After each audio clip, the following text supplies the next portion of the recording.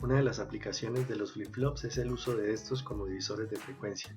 Entonces, para poderlos usar de esta manera, lo que nosotros normalmente tendremos que hacer es que pues, tendremos que conectar una serie de estos elementos en cascada, de tal manera que lo que vamos a hacer es que a la primera etapa pues ingresaremos nuestra señal de reloj.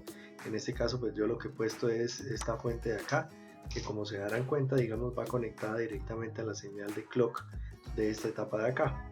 Y a partir de eso, las salidas de cada una de las etapas van a ser la señal de reloj de las siguientes. Entonces, si se dan cuenta de este cable de acá, estoy conectando la salida de la etapa 1, lo estoy conectando con el clock de la siguiente etapa, y la salida de la etapa 2, que es esta de acá, la estoy conectando directamente al clock de la tercera etapa. Para que el divisor de frecuencia pueda trabajar, pues lo que tenemos que hacer es que cada una de las etapas simplemente vamos a conectar a uno, tanto la entrada J como la entrada K de cada uno de las etapas o de los módulos, y esto nos permitirá que pues obviamente cada vez que se vea una transición en el flanco, ya sea de subida o de bajada de la señal de reloj, pues nosotros podamos tener una transición a la salida, un cambio en la salida. Quiere decir que si estamos en 1 pasamos a 0 y si estamos en 0 pasamos a 1, ¿no? Recuerden que en este caso el tener conectado tanto J como K1 permite hacer esta transición. ¿Eso qué quiere decir?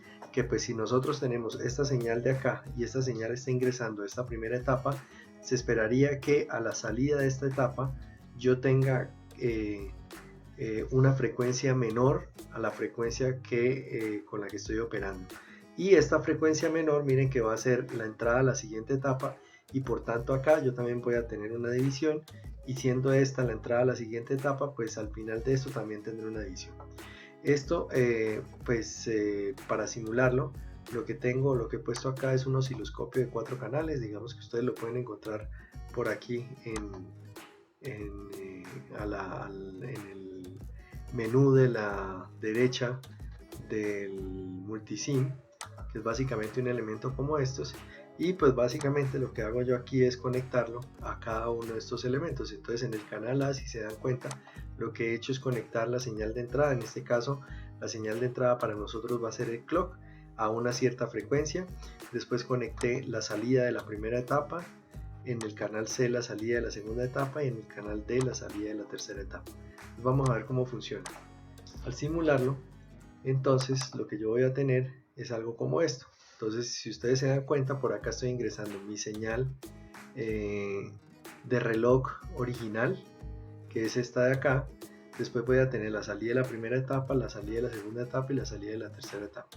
Entonces voy a pausar aquí la simulación un poco para poder ver cuál es el resultado.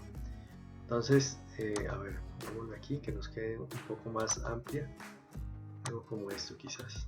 Entonces, yo tengo mi señal de reloj, que es esta de aquí, de la parte inferior. Si se dan cuenta, pues lo que yo voy a tener a la salida de esa primera etapa es que efectivamente hubo transiciones cada vez que había flancos de subida de la señal de reloj.